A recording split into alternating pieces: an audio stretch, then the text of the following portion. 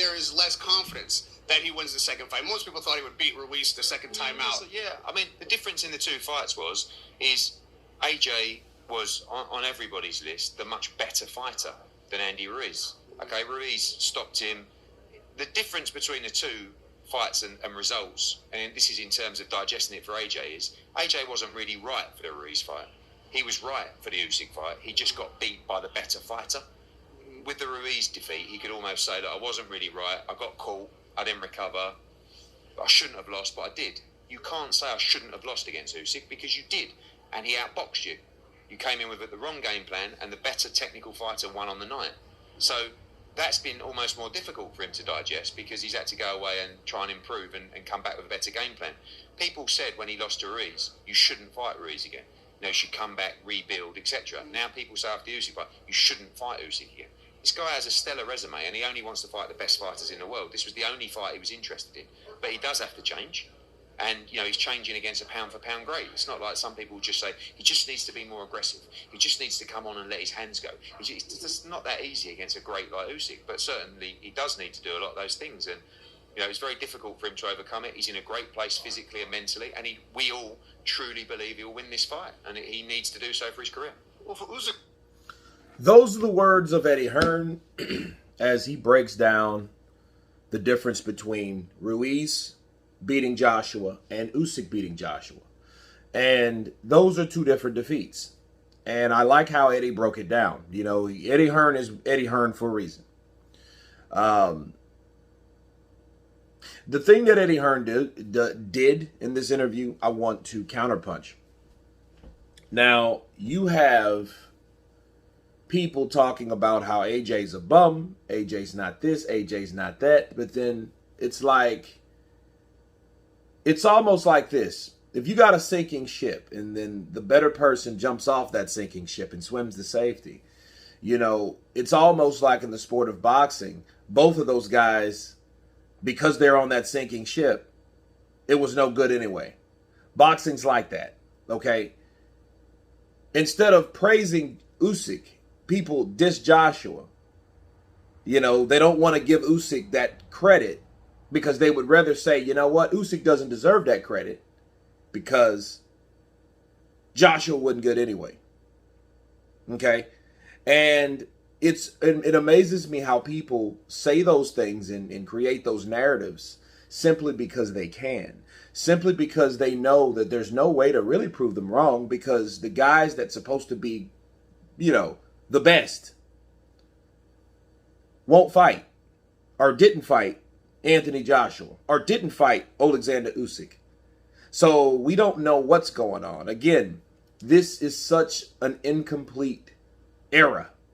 This era is incomplete when it comes to boxing. And what people should have done or should have recognized, right, that Usyk is a pound-for-pound great. He is a pound-for-pound great. He showed that he was a pound-for-pound great when he came up there, and he did what he needed to do with Joshua. He did everything he could do at cruiserweight. Then he went up to heavyweight, and he's damn near done it. So he's like 3 out of 4 in when it comes to major belts. All he needs is the WBC. He would be undefeated, undisputed, both weight classes. And I think that's what people should recognize. I think the whole spotlight is on Joshua, and it's backfiring because Joshua is so lucrative. I think if Joshua wasn't that lucrative, people wouldn't care as much. Right? Because it goes through a cycle of success versus accomplishments, risk versus rewards. And if you have a high reward factor anyway, people are going to put you on a certain type of expectation list. Then that's what happens. Instead of the person that beat you, praising that person. No, what they do, they would rather, nah, he ain't shit either. Anthony Joshua's a bum, like Bob Arum would do. Across the street would do. Across the streets, let's say that. Because it's more than one street. Right? So I think that's what people's problem is. And I like how Eddie Hearn showed you this is what you should be saying. This is what you should, now how you should be thinking about Alexander Usyk. You know, I think a lot of people are relieved that fights like Usyk Wilder or Usyk Fury didn't happen or don't happen. Why? So they could always come with that AJ's a bum narrative. It's an easy narrative to follow if no one fights each other to prove anything for anybody for any reason. You know, so Anthony Joshua, and this is what I'm going to leave you guys with. Anthony Joshua got paid all this money. He's still getting paid more and more and more money as time goes. He got $85 million to fight a rematch in this rematch where he lost. Okay? Andy got 13, he got 85. You know what I mean? And a lot of people looked at that as, okay, if Anthony loses to Andy Ruiz, he's done. Well, he would be a done person with a rich banking account. But, okay, there's a reason why he gets paid $85 million. Why do you think that is? Why do you think he's so lucrative? He's lucrative due to the resume and the people that he's fought. Okay, because people have to recognize who this guy is, what this guy's done, and compared to everyone else in the division. He still trumps them. Okay?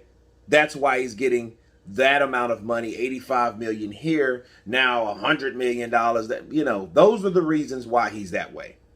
And I think under everything else, if you start peeling back the onion, people hate Joshua because he's lucrative. Okay? So when they see him lose, oh my God, he's lost. But it's time to do some hate. Why? Because he's made so much money that other people have not made. Okay? So when people and when I say people, I mean other promoters, when they see this guy being Eddie Hearn's fighter gets this amount of money, you know, they cringe. In a flood of envy falls in. Okay? But anyway, you guys tell me what you think of Eddie Hearn stating that Usyk is a pound-for-pound best fighter and the differences between the losses between Andy Ruiz and Alexander Usyk. Of course, please subscribe. And you guys been Counterpunched. Peace!